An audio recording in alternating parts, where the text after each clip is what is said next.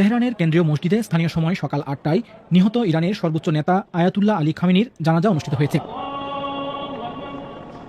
গত ২৮শে ফেব্রুয়ারি ইরানের উপর যুক্তরাষ্ট্র ও ইসরায়েলের হামলার শুরুর প্রথম দিনেই নিহত হয়েছিলেন ইরানের সর্বোচ্চ নেতা আয়াতুল্লাহ আলী খামেনি।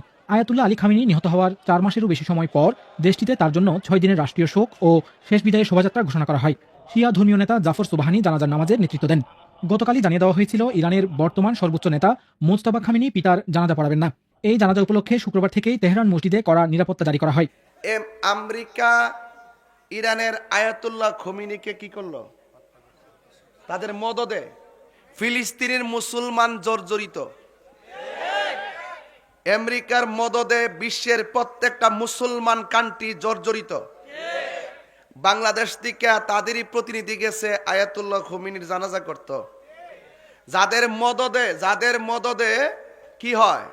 মুসলমানরা নিহত হয়, মুসলমানদের রাষ্ট্র বিনষ্ট হয়। তাদেরই প্রতিনিধি পাঠাইলো ইরানে আয়াতুল্লাহ খোমেনির যারে মারছে ওই ইসরায়েলের গুন্ডা গোষ্ঠীরা তাদের মদদে তার জানাজা পড়তো। আবার এই দিক দিয়ে আবার ওই তাকে আমেরিকাকে খুশি রাখার জন্য আবার আমার দেশের মধ্যে আমেরিকার স্বাধীনতা দিবস পালন করে।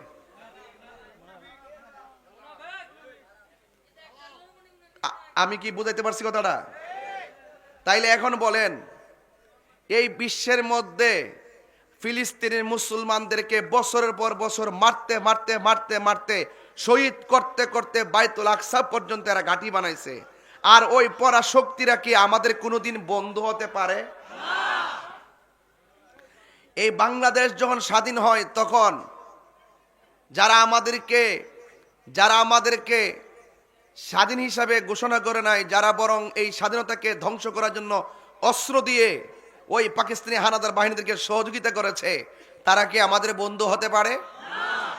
আমার প্রশ্ন এখানে না। আমার প্রশ্ন হলো, আমেরিকা বুঝি না, ইন্ডিয়া বুঝি না, পাকিস্তান বুঝি না, রাশিয়া বুঝি না, চীন বুঝি না, আমি এতটুকু বুঝি যে আমরা আমাদের দেশের স্বার্থের জন্য মানুষের সঙ্গে সম্পর্ক করব, কিন্তু আমার দেশের সার্বভৌমত্ব বিনষ্ট হয়, ধর্মের যে অনুভূতি বিনষ্ট হয়, যদি এমন কেউ থাকে, সে যেই রাষ্ট্রীয় হোক, যত ক্ষমতাধরী হোক, আমরা তাদের ডানেও যাব না, বামেও যাব না। এখন প্রশ্ন হলো, এই লোকগুলো এটার দ্বারা প্রমাণই হয় যে আমেরিকার স্বাধীনতা দিবস যেহেতু বাংলাদেশের সংসদ ভবনের জায়গায় দাঁড়ায় তারা পালন করে, এর দ্বারা বোঝা যায় তারা ক্ষমতায় যে আসছে, গোলামির চুক্তি যে করছে, এটা সুন্দর করে প্রমাণ দিছে।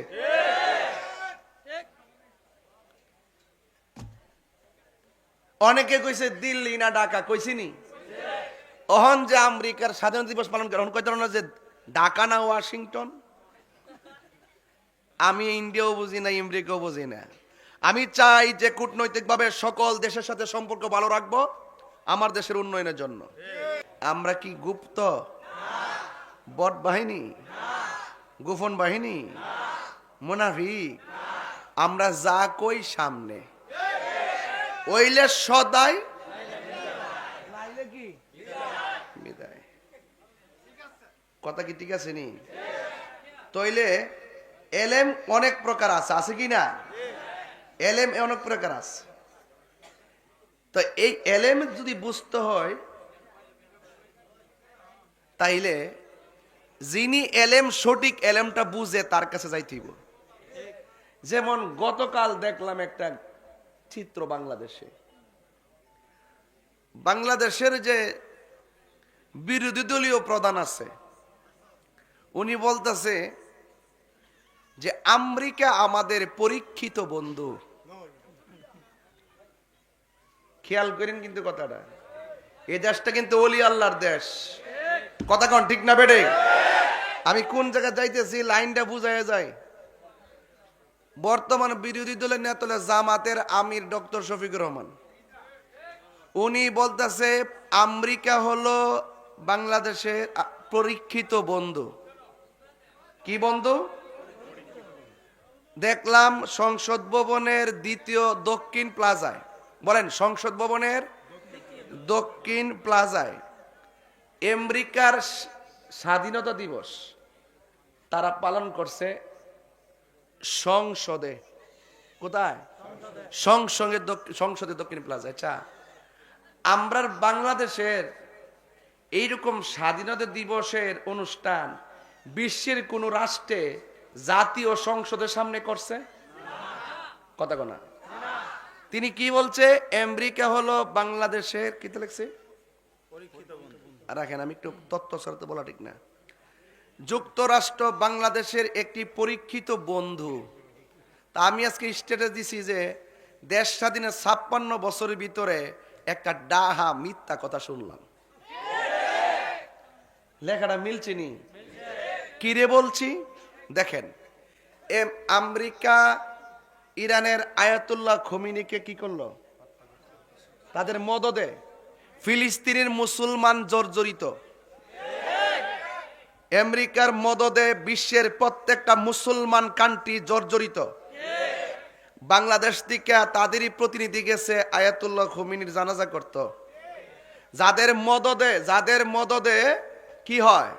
মুসলমানরা নিহত হয়, মুসলমানদের রাষ্ট্র বিনষ্ট হয়, তাদেরই প্রতিনিধি পাঠাইলো ইরানে আয়াতুল্লাহ খোমেনির যারে মারছে ওই ইসরায়েলের গুন্ডা গোষ্ঠীরা তাদের মদদে তার জানাজা পড়তো। আবার এই দিক দিয়ে আবার ওই তাকে আমেরিকাকে খুশি রাখার জন্য আবার আমার দেশের মধ্যে আমেরিকার স্বাধীনতা দিবস পালন করে।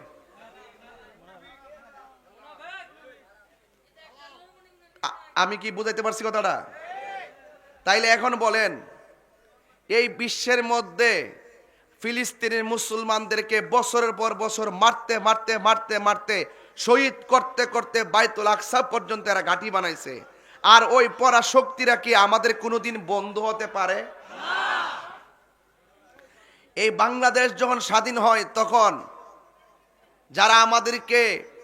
যারা আমাদেরকে স্বাধীন হিসাবে ঘোষণা করে নাই, যারা বরং এই স্বাধীনতাকে ধ্বংস করার জন্য অস্ত্র দিয়ে ওই পাকিস্তানি হানাদার বাহিনীদেরকে সহযোগিতা করেছে, তারা কি আমাদের বন্ধু হতে পারে? আমার প্রশ্ন এখানে না। আমার প্রশ্ন হলো, আমেরিকা বুঝি না, ইন্ডিয়া বুঝি না, পাকিস্তান বুঝি না, রাশিয়া বুঝি না, চীন বুঝি না, আমি এতটুকু বুঝি যে আমরা আমাদের দেশের স্বার্থের জন্য মানুষের সঙ্গে সম্পর্ক করব, কিন্তু আমার দেশের সার্বভৌমত্ব বিনষ্ট হয়, ধর্মের যে অনুভূতি বিনষ্ট হয়, যদি এমন কেউ থাকে, সে যেই রাষ্ট্রীয় হোক, যত ক্ষমতাধরী হোক, আমরা তাদের ডানেও যাব না, বামেও যাব না।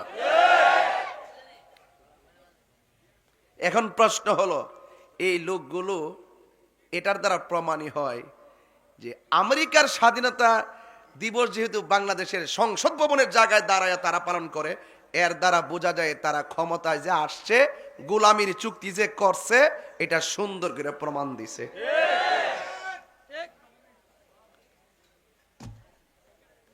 অনেকে কইছে দিল্লি না ঢাকা, কইছিনি?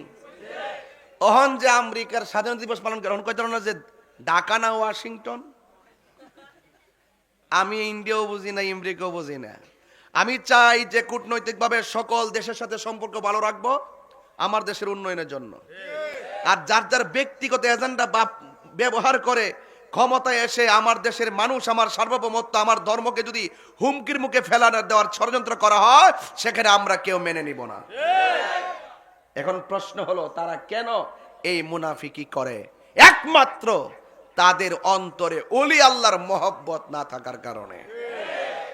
আমরা কি মুনাফিকি করি? যা বলি প্রকাশ্য বলি, কোনো ভেজাল আছে?